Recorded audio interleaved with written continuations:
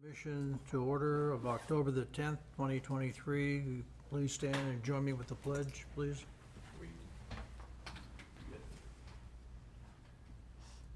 Ready to begin. I pledge Allegiance to the flag of the United States of America and to the republic for which it stands, one nation, under God, indivisible, with liberty and justice for all. Sean, are there any changes to the agenda? No, Chairman. Okay. Roll call, please. Vice Chairman Stoppenbrink, Here. Commissioner Helmar, Here? Commissioner Pruitt, Here. Commissioner Hill, Commissioner Papietro. Here. Okay, any public comments? I don't see anybody in the audience, so we'll move on to information and consent calendar. We have any action there? We only have approval of the minutes from July 25th. Vice Chair will maintain a motion to approve the minutes from July 25th, 2023. I motion to approve. Have a motion to approve. Do we have a second? I'll second. Have a second. Any discussion? All in favor signify by saying aye. Aye. Aye. Aye. Any opposed, abstentions? I think I need to abstain because I wasn't here. Or it doesn't matter? I don't know if it matters. Aye, Join us. it doesn't matter, so. Good, okay, so we have public hearings, adoption of resolution 023-009. So Sean, I'll turn that over to you for staff report on that, please. Thank you. Commissioners, this is a future agenda item and request from the City Council regarding adopting an ordinance amending the Plan and Zoning Code related to permitting accessory structures in a limited fashion within the street side setback of reverse corner lots. It's application ZTA 2302. The City Council directed staff to prepare a recommendation regarding the proposed zoning text amendment to permit accessory structures in the required street setbacks of reverse corner lots within the city. Council feels that the proposed amendment aims to address specific constraints faced by property owners and enhance flexibility in land use while ensuring compatibility with existing zoning regulations and the broader community interests. Reverse corner lots are defined by their distinctive configuration, where the northern west section of the lot abuts the corner, while the wider portion fronts onto the secondary street. Property owners of such lots often encounter challenges in accommodating accessory structures due to limited available space within those required setbacks. So I have put up kind of an exhibit that we kind of provided to the council about kind of where the area of that the council wanted to address, which is basically that street side, street X on a reverse corner where you can see that the front yard faces, well, we have two street X's, but we'll call the one on the far right X, Y, but street Y. And so the way the code, and I'll kind of read what the code says, but currently the code states that reverse corner lots shall have a minimum street side yard width of 12 feet or the required front yard of the lot in the rear, which is the key lot, which would be those two front yards on the kind of on the left side, or whichever is less. The setback shall be 20 feet from garages accessed from the side street. No accessory structure shall project beyond the extension of the required front yard of the lot in the rear, which is the key lot. So you can kind of see, based on where the front yard, this isn't exactly to scale, but essentially it would be no further than the front yard of the key lots is where it kind of limits accessory structures currently. The council wishes to permit accessory structures within the extension area of the front yard line of the key lot. So staff's prepared an ordinance that would amend the code to permit the placement of accessory structures under 120 square feet, which the 120 square feet is key because that's what triggers a building permit. That would include small structures such as small sheds or gazebos to be placed in this setback.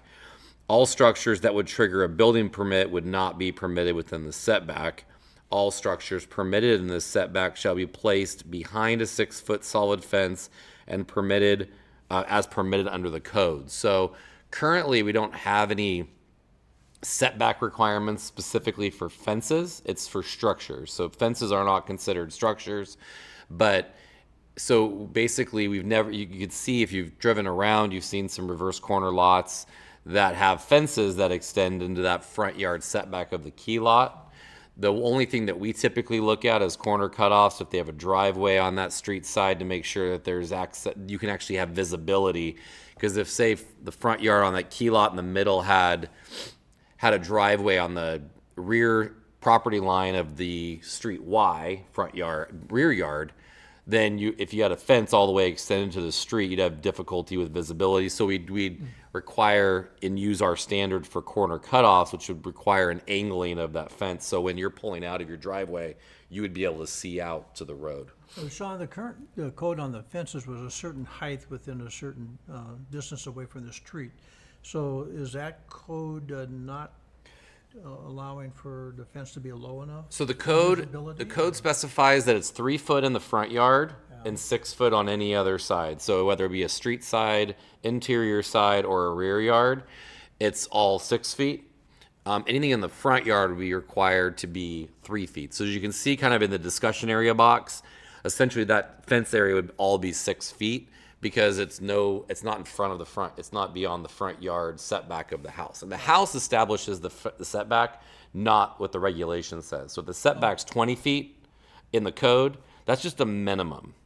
So if you set your house back 30 feet, you establish your front yard at 30 feet, which means that you cannot have anything over 6 foot within that 30 foot. 6 foot beyond the house cannot be, the fence cannot exceed. Anywhere, wherever the front of your house is, that's your front yard setback and your front yard.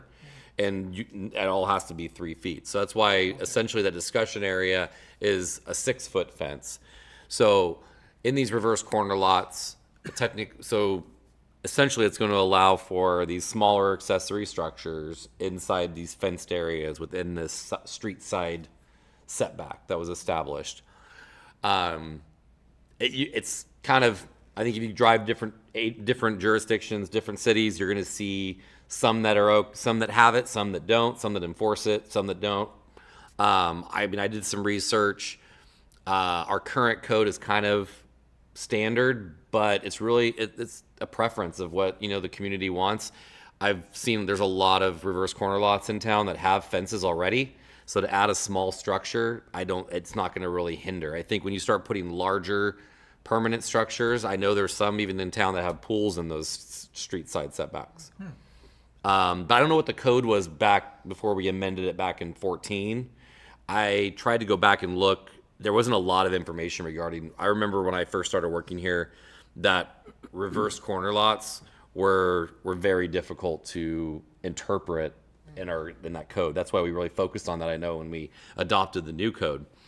But in terms of this, essentially it's going to be small structures. So if you want to build a pool, that's not going to be permitted. If you want to put electrical and make it like a permanent kind of facility with electrical and other things that require permits, then as of right now, it would not be permitted. It would have to be just small storage, small structures, little gazebo, something that's not going to trigger a building permit. What, like a 10 by 10 or 12 by 12? 10 by 12 base, 120 square feet. Because anything more than that, you've got to get a building permit, correct? Yeah, and typically it's just anchoring when it comes to the building permit. That's that's based on building code.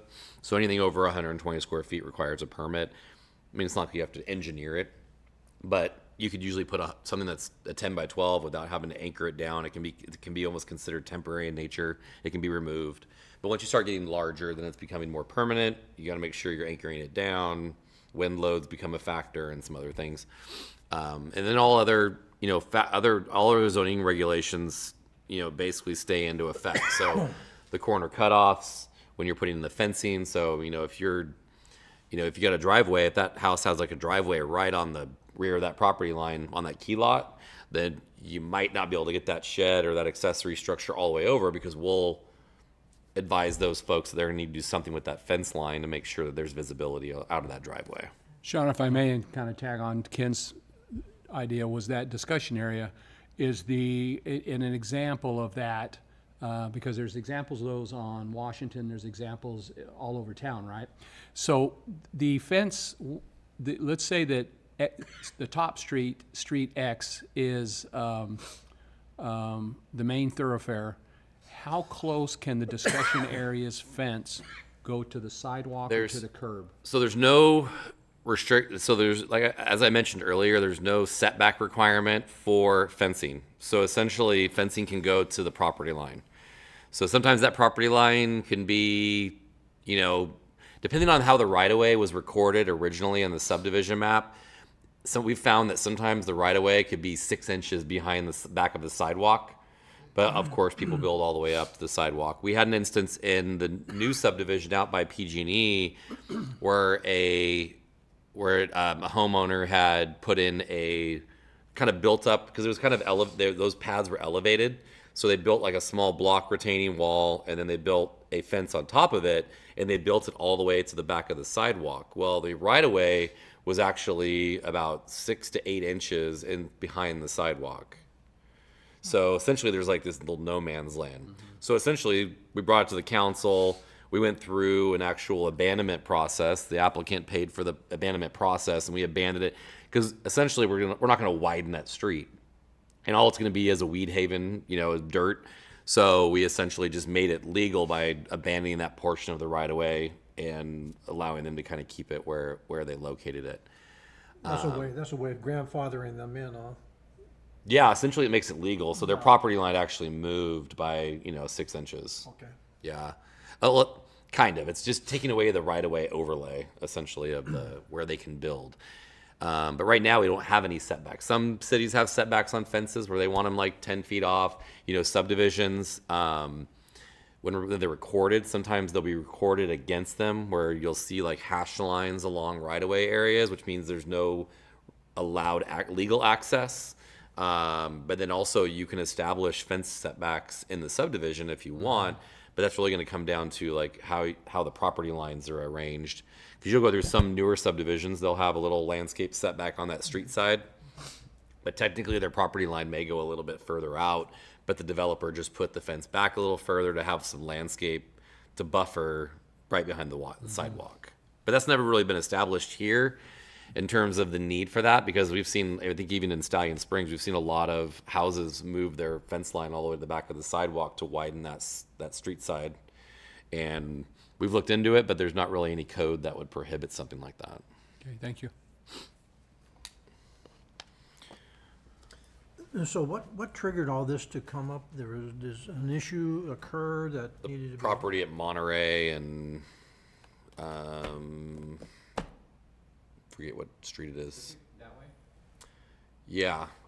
What street was that? Do we remember what street that was? Going toward the Caballo Club? Heading out towards, did I say Monterey? It wasn't Monterey, Washington, I'm sorry.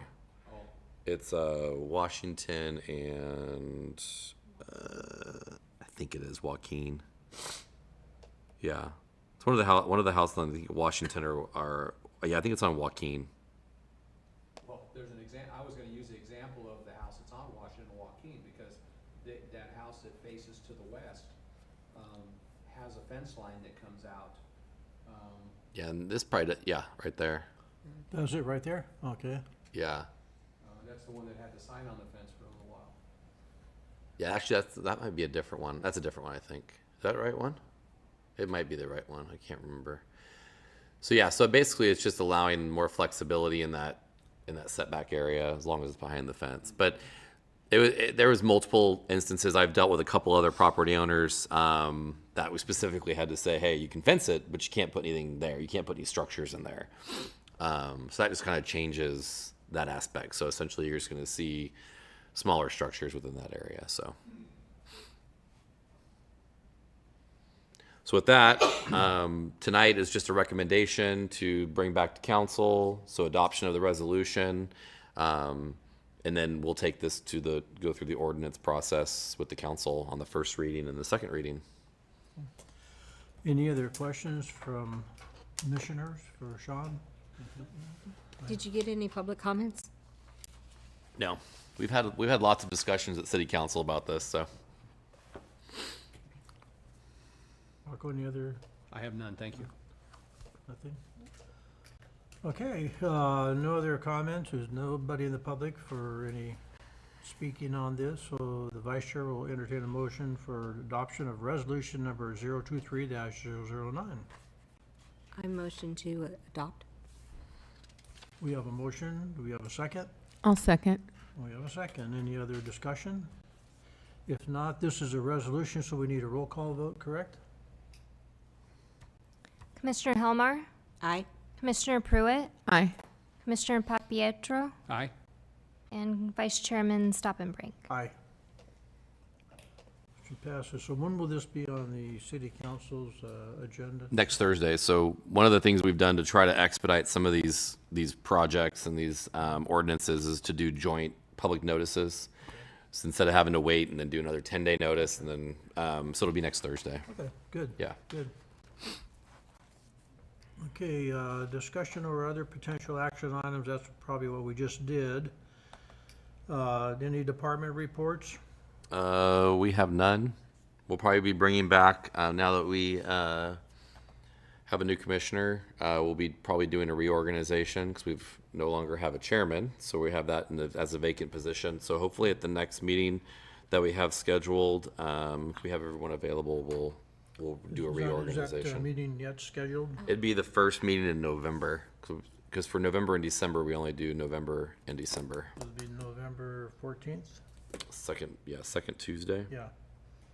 And so far, I don't think I have anything on the agenda, anything ready to agendize. Okay, but we will be having a meeting We then. might. We don't have to. I mean, No. might as well wait. We can always wait till the first of the year if we don't get anything in the next two meetings. I was So- wondering why we weren't doing it tonight, but that's okay. Because it's not on the agenda. You can't do it. Okay. Is that okay? You okay with that? It's fine with me. Just checking. Just don't have another meeting before there's not gonna be another one in October, is there? Nope. Wait, yeah, no, we don't have anything scheduled for the 24th, I don't think. Yeah, I don't have anything on the agenda. Okay. We've got a couple projects in the works, but they've got a ways to go before they'll come before you guys. Okay, any announcements from commissioners? Rocco, anything? I have none. All right. Nothing, ladies? Welcome, Rocco. And if there is a meeting at the end of October, I will not be here, so. Okay. Well, that's Halloween. Then we'll do the reorg then. See, that's what I was, that's what I just, anyway. That's Halloween. Hey, We'll all if come the dressed up in if our it's costumes. if it's okay with the commission, we can just wait till the first of the year to reorg if you want, like we normally do. Because if not, we normally do it at the first of the year. So we may not even have a meeting before then. So depending on Whatever your what comes pleasure. up. I don't think we should have a special meeting just for that purpose. Yeah, no, I want to have an agenda item in We order had to do an it. agendized item between now and the end of the year, fine. Otherwise, to call a meeting just for that purpose is, I don't know. Yeah. That's my thoughts on it. And I want to make sure Rocco got sworn in, and then that kind of occurred. I think it occurred today. So I want to make sure all that occurred before we agendized it to make sure we had a full group. So if anything, we may just be the first of the year when we do it like we normally do. Okay. Well, Vice Chair doesn't have any announcements, so with that, we'll adjourn.